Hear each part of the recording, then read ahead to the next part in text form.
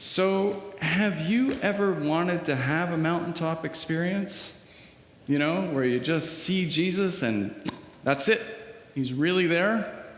Doubt removed. Done. Don't have to worry about whether it's true. Maybe it's a little bit true. Maybe it was never true and they just exaggerated. But just boom, there it is. Jesus. I know. That would be nice. And that's what the Transfiguration story is about. Jesus, after he's been around for a while, Peter has become convinced that he's the Messiah, but doesn't really fully understand all that's going to mean. Jesus invites his three closest disciples, James, John, and Peter, up to the top of a mountain where Jesus is transfigured. He's transformed. He starts to glow white. And flanked on either side are Moses and Elijah. The three guys who are watching this are Orthodox Jews. They've been raised as Jews their entire life, and no one is more important in the Hebrew Scriptures than Elijah and Moses. Moses is obviously the hero of the Exodus story. He's the one who's credited with writing the first 5 books of the Hebrew Scriptures. Meanwhile, Elijah, no one's able to work more miracles than Elijah other than Jesus. And of course, Jesus isn't finished yet. So as far as they're concerned, Elijah is the major miracle worker. And Elijah doesn't even die in the Hebrew Scriptures. He just gets to the Jordan and a fiery chariot comes down and takes him up to heaven. Swing low, sweet chariot, that song's about Elijah and the hopes of the black people in the south. So these 3 disciples suddenly see Jesus glowing in white talking to 2 people who are dead, so they must be in heaven talking to Jesus right there. Well, wow, that's amazing. Their doubts are completely dispelled. And the reason we have Transfiguration Sunday year after year after year is that the logic is they saw the truth about Jesus, and therefore you can believe it. If only it were that simple, huh? It's not that simple. Just because it's written in the Bible doesn't mean that we're going to believe it. And that's understandable, you know. There's different categories of fact, right? There's different categories of proof. In scientific proof, you know, I believe that black holes exist. I believe that E equals mc squared. I can't prove any of it. I can't do the math. I just take the scientist's word for it, right? If tomorrow the headline said scientists have been wrong all along, there's no such thing as black holes, I think all of us would just go, that's weird, a little embarrassing. And then we just go on and have our day. Nothing would really change, right? But when it comes to spiritual truth, that's different. Spiritual truth demands and expects that we will change, right? If we hear a spiritual truth, it's expected that we're going to change. In a weird way, if science is worried about facts out there, in spiritual truth, we're the fact. Are we going to change or not? Is it going to change the way we live? And so we want some kind of proof. If you expect me to change the way I'm living, you better give me a good reason to do so. And just reading about the Transfiguration is not enough, right? People want some sort of proof that this is worth following and doing. So how do you do that? Well, the categories of proof have changed over the years. Back in the old days, people looked to the fact that the disciples, being filled with the Holy Spirit, were really, really good faith healers. The first couple centuries of Christianity, if you read the accounts, it's the fact that they can walk into a room and exorcise demons and heal people from their illnesses. That's what converts a lot of people to Christianity. And then that phase kind of ends when lots and lots of people start converting, when Christianity becomes the official religion of the empire. For some reason, the faith healing thing kind of goes away. And then the Roman Catholic Church says, no, there's another way. And, you know, we still do this, right? We have communion every 6 weeks or so. They used to have communion every time they got together. And they said that when you take the cup and when you take the host in your mouth, it changes. It is transubstantiated. And the host becomes the flesh of Jesus and the wine becomes the blood of Jesus when you put it into your mouth. Jesus in your mouth. That's the mountaintop experience for Catholics for the next 1,000 years. They believe that if you want a direct experience of Jesus, you're going to taste Jesus. You're going to ingest Jesus. You are going to become one with Jesus through communion. And you're going to do this often in these gigantic cathedrals with those soaring ceilings. You've probably seen them, right? With the fantastic stained glass.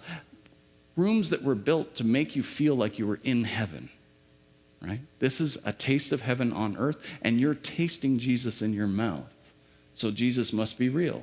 That was the mountaintop experience, the Jesus' real experience, which the Catholics sold for about 1,000 years.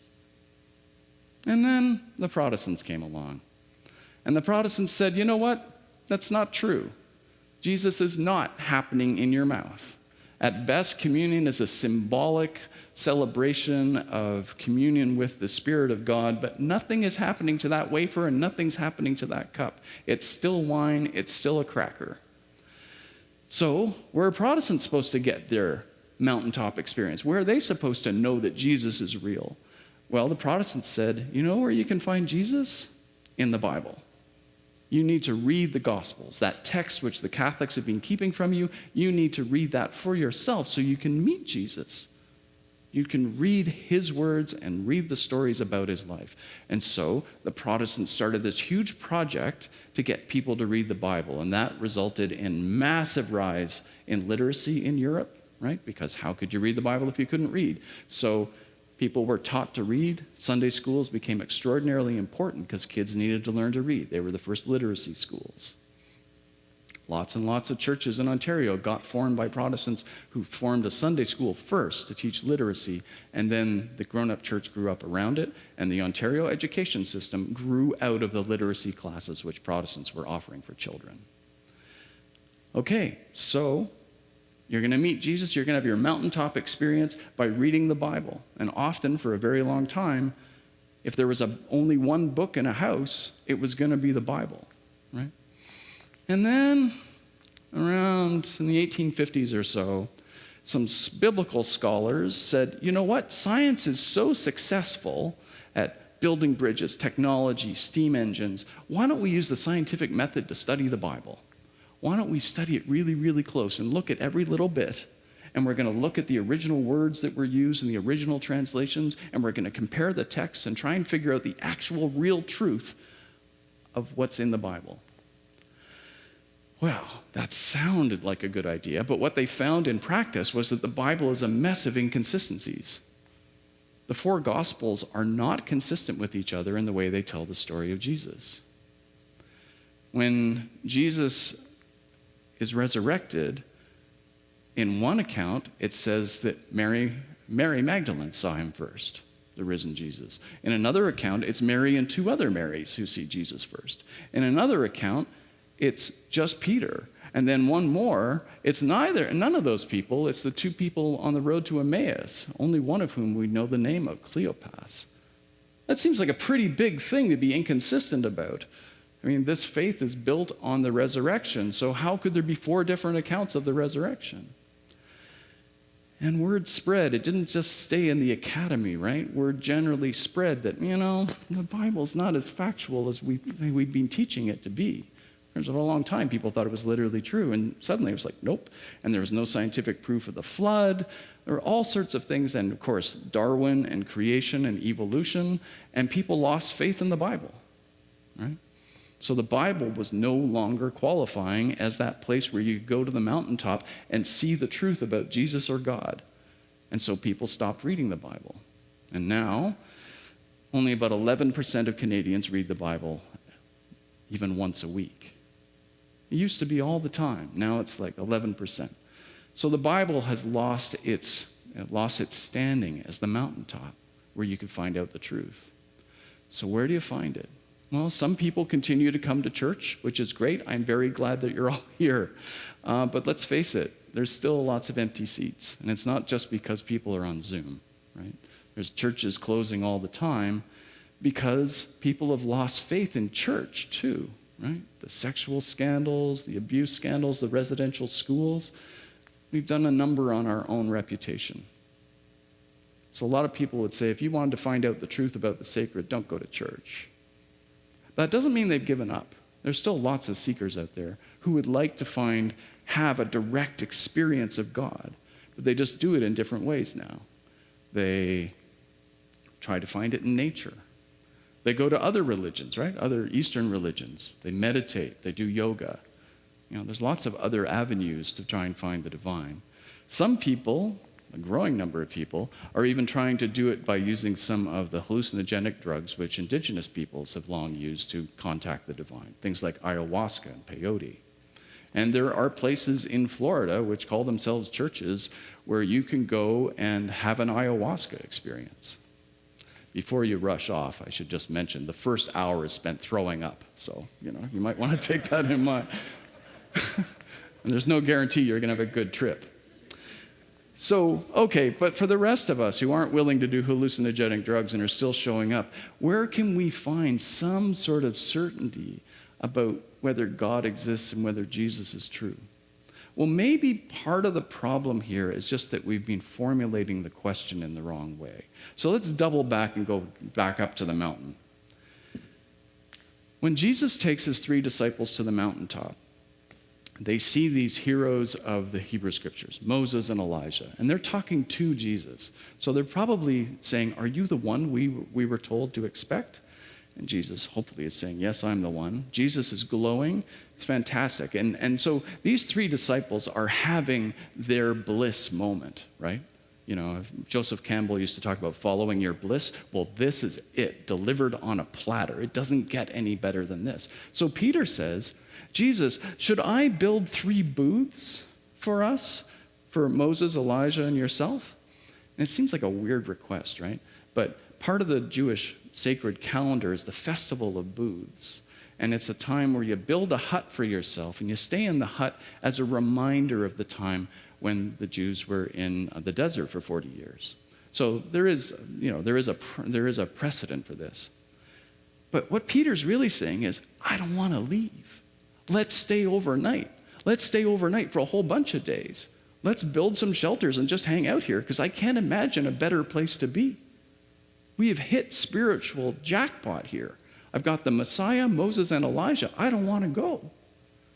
So they're having their peak religious experience here. And then God shows up. A cloud envelops them, and the voice of God comes out and says, this is my son, my beloved. Listen to him.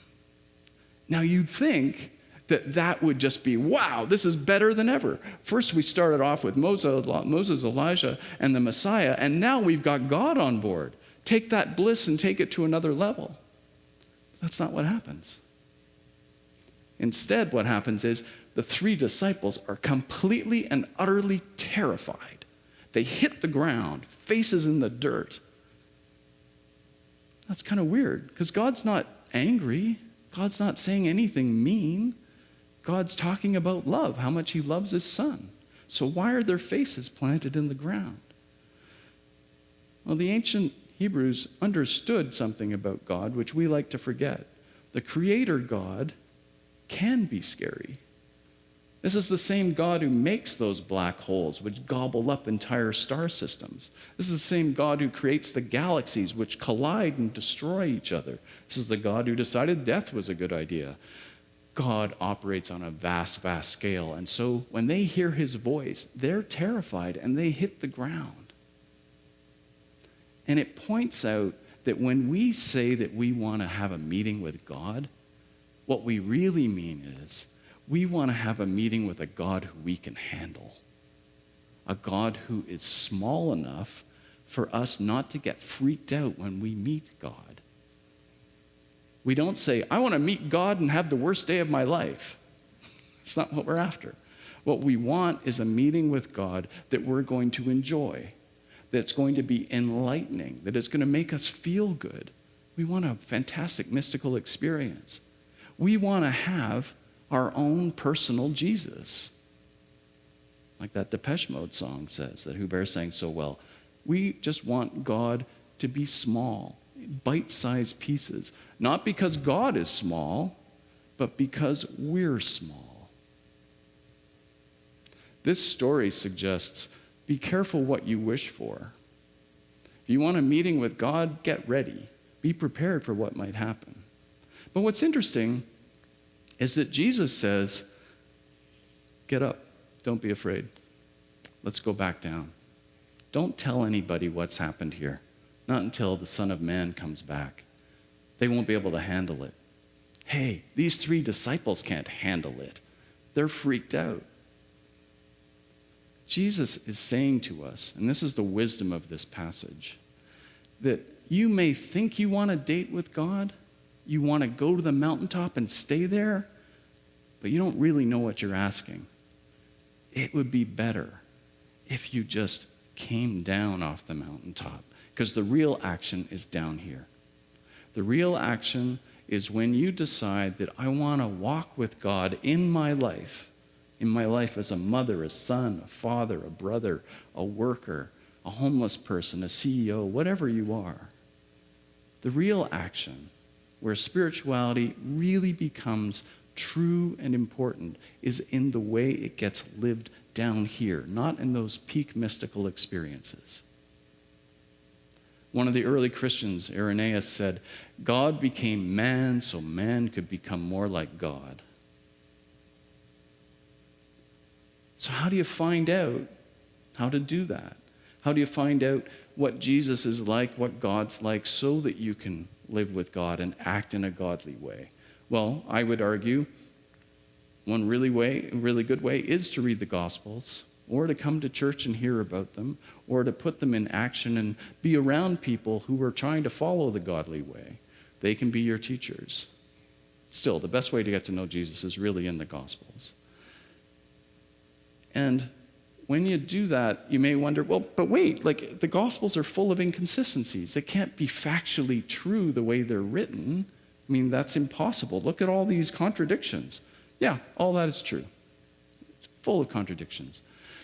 But it's all a question of how you approach them. If we approach it as a scientist, then we're going to go, this is obviously not reliable data, right? Because there's so many contradictions in it. But that's not the way the people who wrote it thought about it. Back in the early days, when they talked about God having created the universe as a symphony. They used these musical metaphors. And that's helpful, because they believed that what they were experiencing when they encountered Jesus and the Jesus message, it was like a melody that they were hearing and then that they were singing. And the thing about a melody is when you sing it, when you dance it, each one of us will do it differently, right? We all have different voices. We're different ages, different genders. Our vocal cords work differently. Every time somebody sings a song, from something as simple to Happy Birthday to an opera, it's going to sound different. And that's wonderful. And back in the old days, they didn't have a problem with the fact that they put together a New Testament that had 4 completely different accounts, because they thought of it as a kind of music that was going to be expressed differently by everybody who encountered it. Matthew, Mark, Luke, and John were not going to tell the same story because they were different people. They were hearing the same tune, but expressing it in different ways. Other way of thinking about this is it's music, and so you're invited to dance with it. Have this tune in your head and let your life be a dance where you express this melody of love and compassion in all the different ways in which you live. Within your family, at work, on the street. Just get the tune in your head and play it out in your head and then try to live it out. And don't worry about the inconsistencies. Of course there's inconsistencies because we're all different from each other. That's fine. It's not a problem. You're the fact that matters. You're the fact that needs to change. Am I going to be changed by hearing this tune? And if I am going to hum this tune, how am I going to do it? This past Friday, 4 women from the North Toronto cluster, including one of our congregation, went to the Roehampton shelter and sat for an hour or so knitting. It took us a while to get this sit up, but we started in a knitting circle with the hope that some of the Roehampton shelter people would come by and say, hey, can I join you? And one of them did. And there was extra wool and needles, and they knit together, and they just talked. I think those 4 ladies came humming the tune, and they invited somebody else to hum the tune with them. But it was expressed through the clacking of knitting needles. Really simple, but how nice that someone from the outside came into the shelter and said, I'd like to sit with you. and just hang out with you and let you be you. Other people go to demonstrations. Other people write letters to politicians. Other people just shovel someone's snow. This can be done in so many different ways. This melody gets into your head, and then you start to dance to it in any way you can. And Jesus said, come on, let's get down off the mountaintop. This isn't where it's at. I don't want to stay here.